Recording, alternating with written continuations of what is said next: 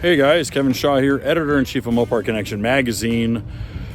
Today we're going to talk about possibly one of our most unlucky, most snake-bit, most cursed car projects, and that is Project Zombie.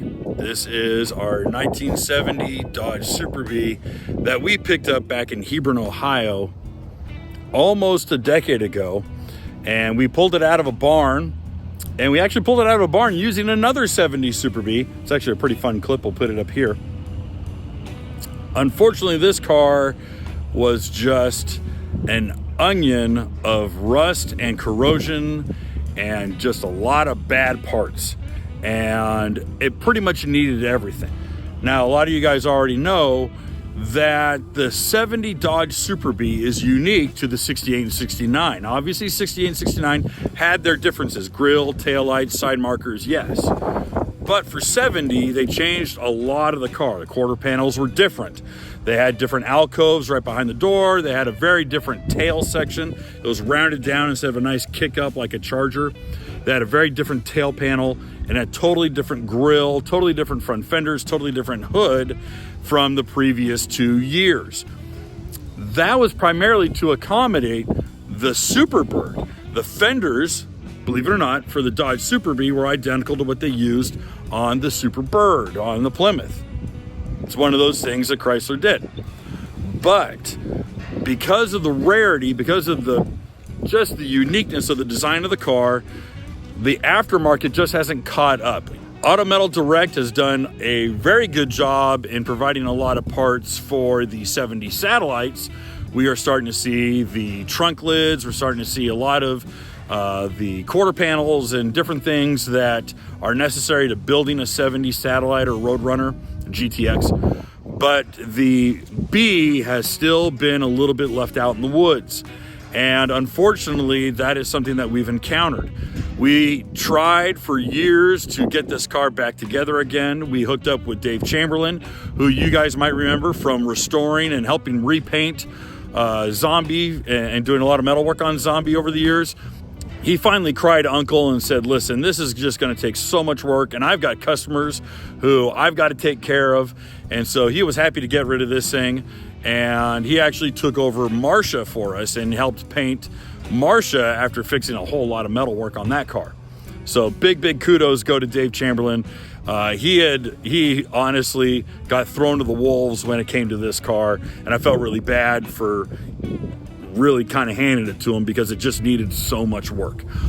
Then throw into the fact that it wasn't going to take regular 69 Coronet quarter panels. It wasn't going to take 69 Coronet fenders. We had to try to graft 69 quarters onto the car and then cut them out and cobble together a type of 70. It just wasn't going to work out, and it ended up becoming way more effort than it was worth. So again, I'm not throwing Dave under the bus at all on this one. I think I handed him a live hand grenade and he tried to do the best that he could with it. Now, it just so happened simultaneously that we were in conversations with Direct Connection. And Direct Connection was making a big effort for their Hellcat and their Elephant crate engines, and they wanted to do a project car with us. I had declined some of the ideas of putting it in the Brazen Charger. I just didn't want to third-gen Hemi swap the 69 Charger, especially as we're working with Callies and Edelbrock and a bunch of other really cool guys in building a really wild 572 Hemi. More on that in another video. But with that being said, we said, hey, how about Zombie? But what we needed, of course, was a very capable shop who would be able to get us a solid car before we could throw in a Elephant engine. So what happened next was that I took Zombie out to Yukon, Oklahoma, where I actually am right now, and it's about 37 degrees outside. It's pretty chilly. But I brought it out to Finale Speed, who was working with Direct Connection in building those carbon fiber chargers that you saw. That Charger had debuted a couple of years ago and made a big splash. Unfortunately, the timing of that reveal really wasn't great. And with the economy the way it was and people being a little bit tighter with their money, dropping $400,000 on a Elephant-powered, 100% carbon fiber, custom chassis 70 Charger really wasn't the right product to announce at that time. People just are a little bit tighter with their money, and especially when it comes to supercars like that, that's a heck of a purchase. So we had dropped off Zombie with Finale Speed in hopes to get that rolling. Unfortunately, Finale Speed had bigger fish to fry, and that was, of course, trying to get the carbon fiber charger off the ground. Now we're in a year and a half later. Unfortunately, things didn't work out. It's how things happen. And again, nothing against Finale Speed and the team there. Those guys make incredible cars. Those guys make incredible stuff.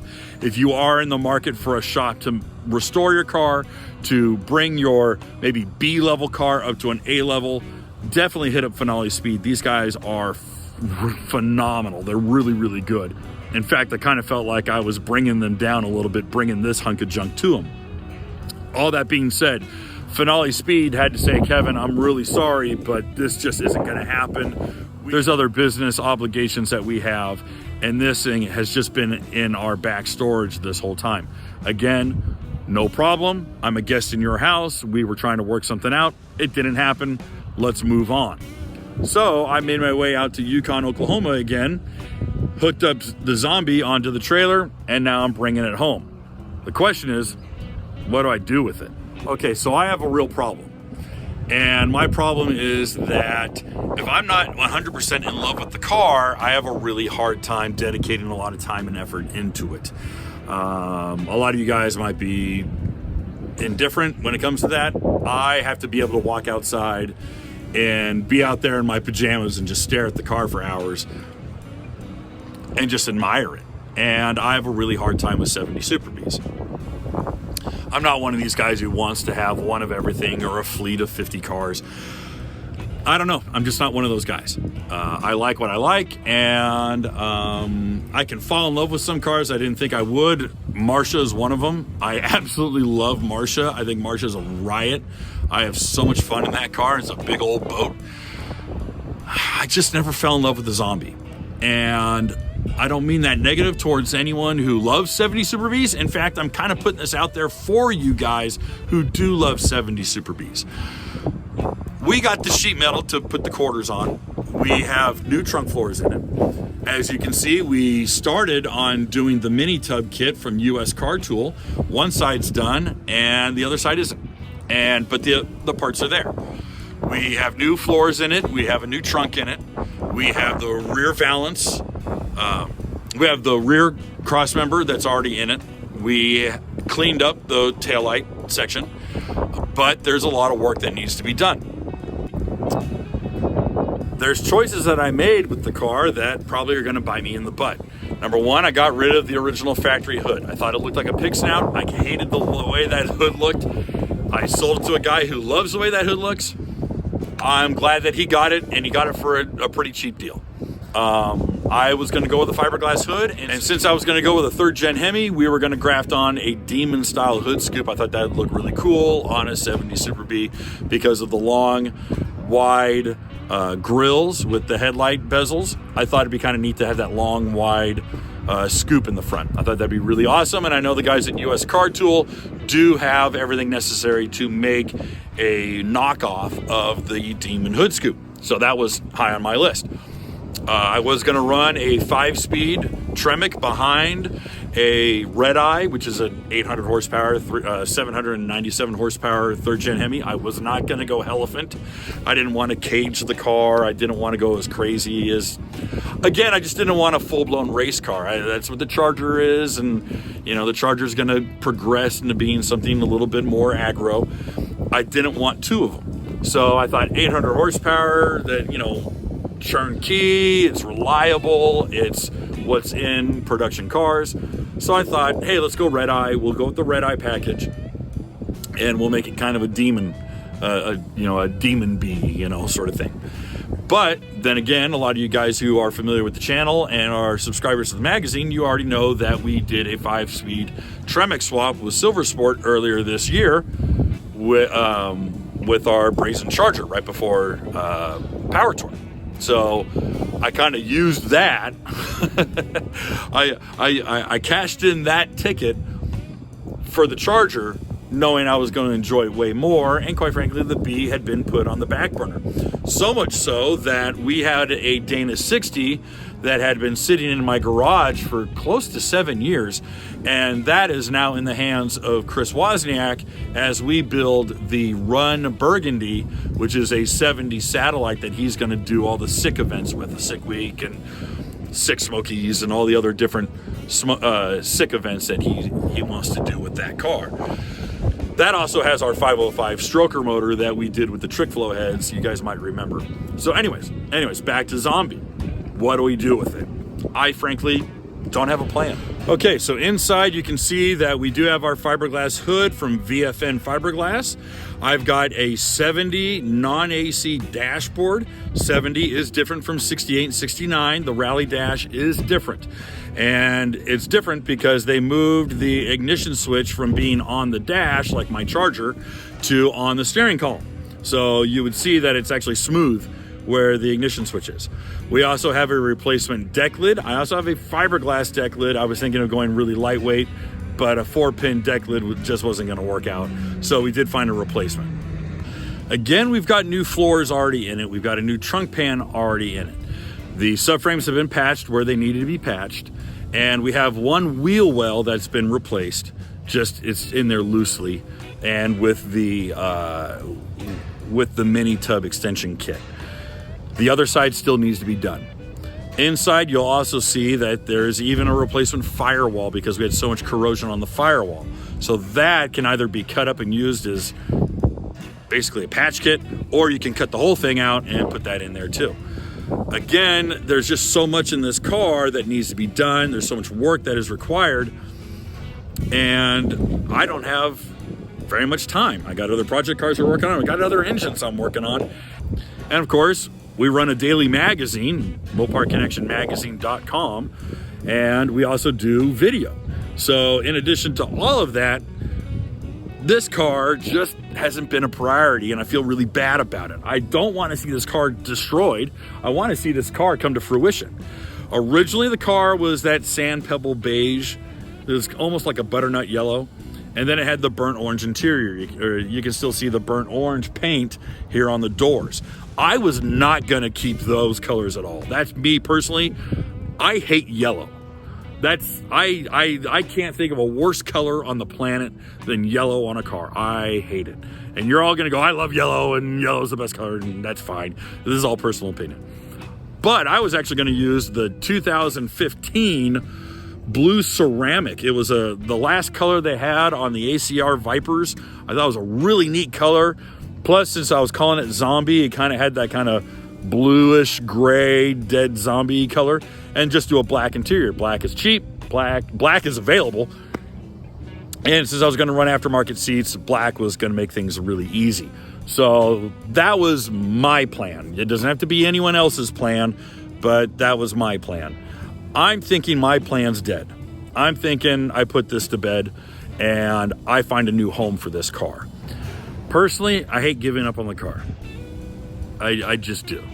I hate dropping a plan like that. It just, especially after talking to a lot of our advertisers, talking to a lot of you guys, doing a lot of spitballing, doing a lot of video, it just sucks kind of putting a pin in it.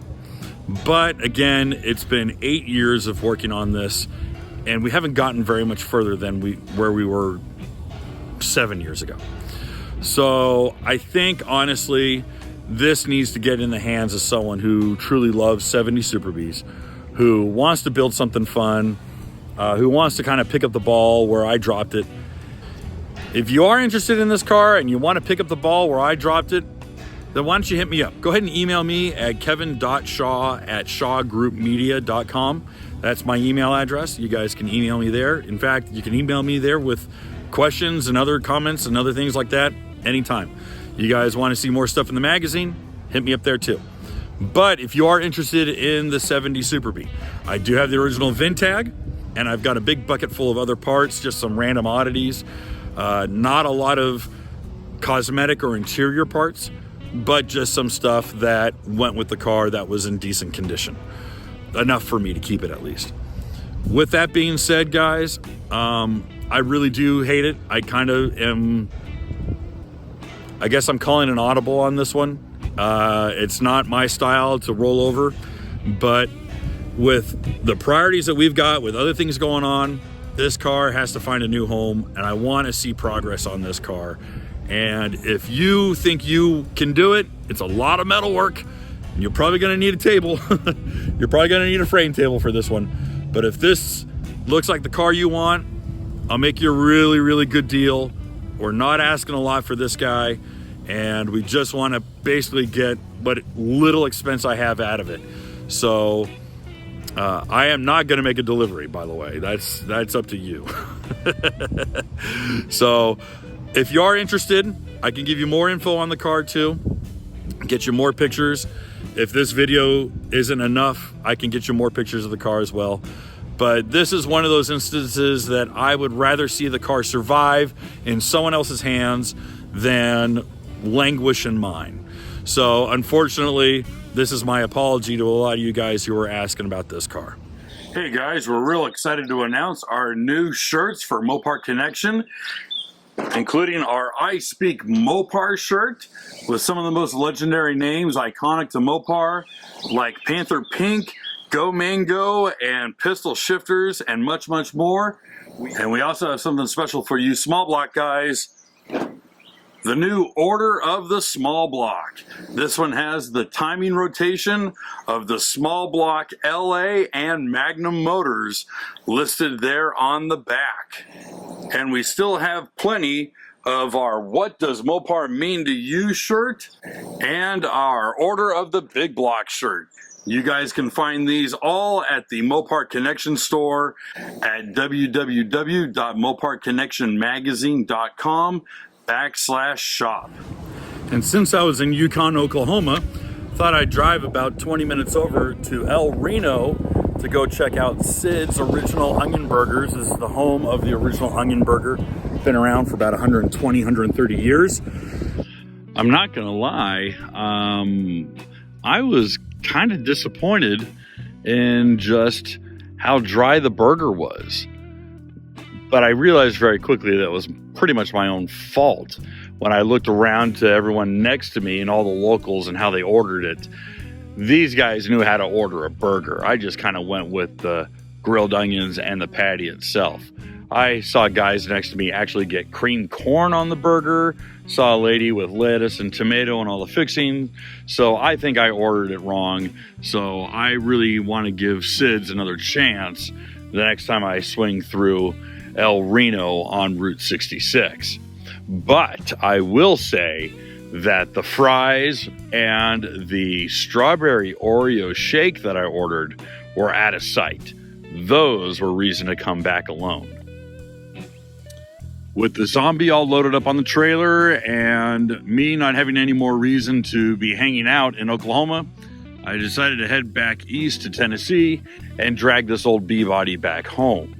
I got to get it just wrapped up in a tarp and a little bit weatherproof before winter really hits out here just north of Nashville. But again, if you guys, if anyone really is looking at saving this old superbee, I want you to drop me an email, because I just hate to see this thing go. It's rough. I'm not lying. It's gonna be a lot of work, and I'm really trying to be as upfront as possible. There is no drivetrain. There is no interior. There is really not a lot to work with besides a body that just needs a lot of metal work.